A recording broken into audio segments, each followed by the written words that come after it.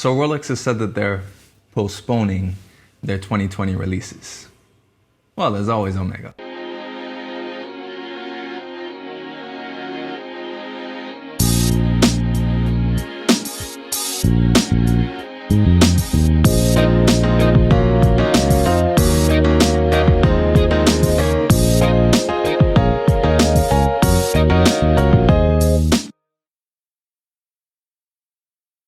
Hi everyone and welcome to Shaluso. And yes, unfortunately it looks like Rolex is postponing their 2020 releases, which I would read as they're not going to be having them during 2020. This isn't that surprising. Patek Philippe did a similar thing, and what they both have in common is that both of them always would release at Baselworld. They don't really have much history in doing them at a different time of the year. They always concentrate on the one big release, and that sort of dictates the rest of the year for them. So obviously by not having that and being companies that aren't really known for thinking outside of the box, or at least acting outside of it, it doesn't come as that much of a surprise.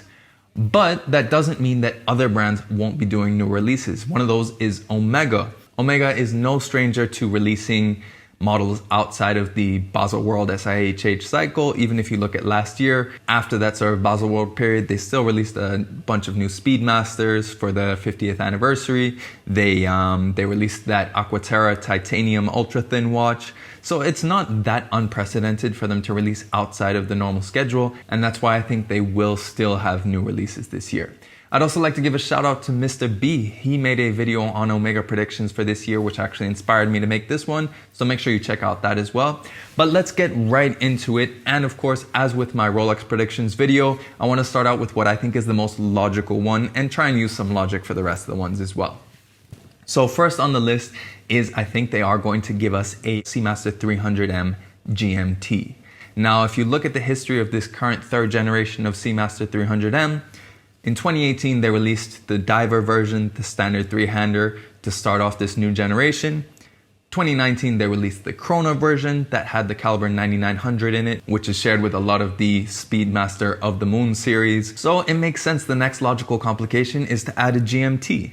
And there is precedent for having a GMT within the 300M lineup. While they didn't really do it with the last generation, unless you count that chronograph GMT, with the original first generation Seamaster 300M, in 1998 they released an anniversary edition celebrating 50 years of the Seamaster, and in that they had a GMT. It had a black and silver bidirectional bezel, a red GMT hand, and of course the wave dial on a black background. So I think they'll do a similar thing because there are a lot of parallels between the first and third generation. So I think they can do a lot of different variants. It'd be cool if they released it on a NATO strap, purely because they have a great selection of NATO straps. I think two great variants they could do are a ghost variant, so having a black and gray ceramic bezel, and then also I think they can do a black and blue.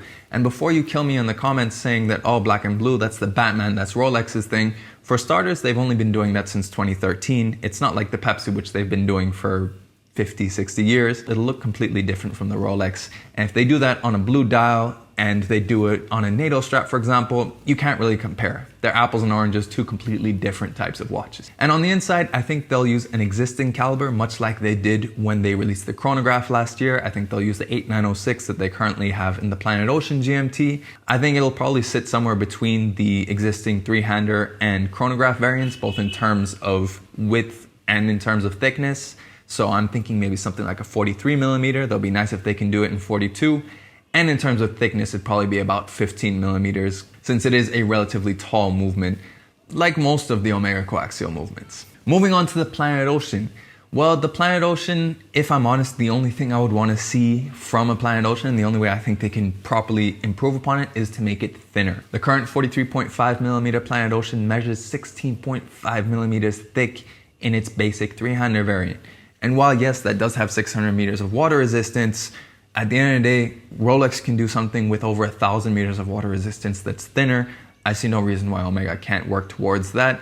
So aesthetically, I don't think there's much they would change. They would just make it thinner and introduce a new movement. And my reason for thinking why they could actually do this is because if you see in the 300M range, they've started picking out the higher end movements.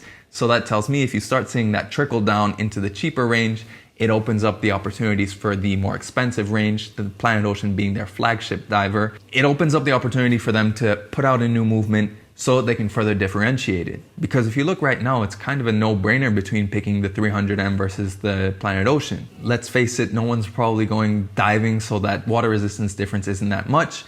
So for them to keep the Planet Ocean alive and successful, I think they do need to improve it in terms of at least a thickness point of view and add some new movement technology to make it more interesting for buyers. Continuing on with the Seamaster collection, this is one that I got direct inspiration from that video from Mr. B. He did point out that the Seamaster 300 range, which was released in 2014 along with Spectre, it doesn't really have much going on for it right now. It's been largely the same collection apart from a few precious metal variants. So it's definitely overdue for a refresh. That being said, I don't think it makes a lot of sense for them to give it a chronograph or a GMT because this is a vintage evocative design.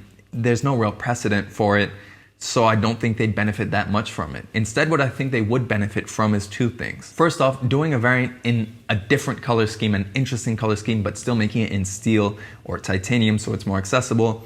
I think a great option would be to go with a red dial and a black ceramic bezel. Having that contrast and two-tone effect would be really, really good. They can introduce a color that isn't available in any of their other ranges really, so it means that they can differentiate it further, give you a reason to buy a 300 versus a 300M versus a Planet Ocean. And also it'll differentiate it from a lot of other brands. Not too many people are using red, so this makes a great opportunity. And lastly, one of Omega's biggest markets is Asia, and the color red has a lot more significance culturally in those markets, so it's another reason why commercially they should introduce some red into their collection.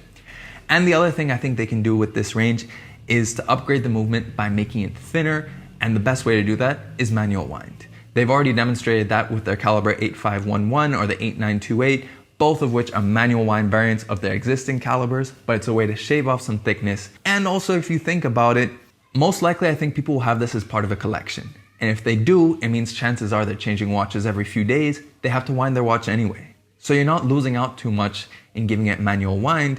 And its modern movements have anywhere from 55 to 72 hours of power reserve, so it's not like it's going to be that difficult. You won't have to wind it every day like you might with something like a Speedmaster.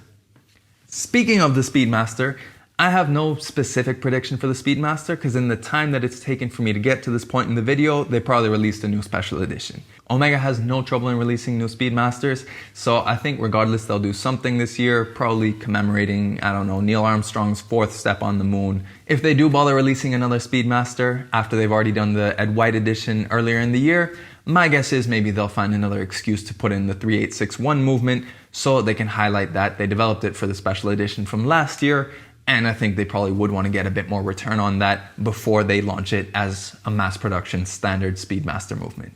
And then lastly, another collection that I think does need a little bit of attention is the Ville Hour Vision. This is a great dress watch. It's a lot more versatile and not as fragile as most dress watches. It looks amazing and it has a lot of good style to it, and in the annual calendar variant, it's very useful. This is a watch that could easily be an everyday watch.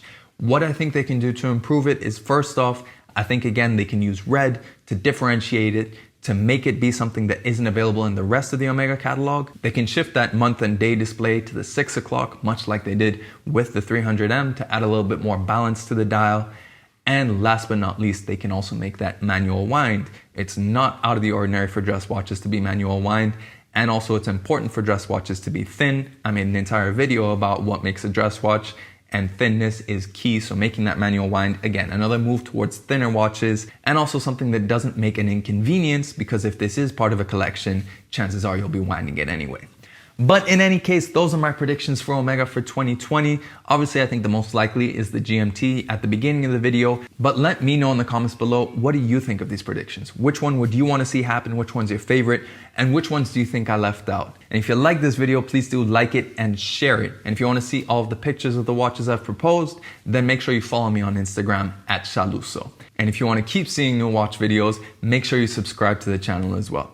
In any case, thanks for watching this video, and we'll catch you on the next one.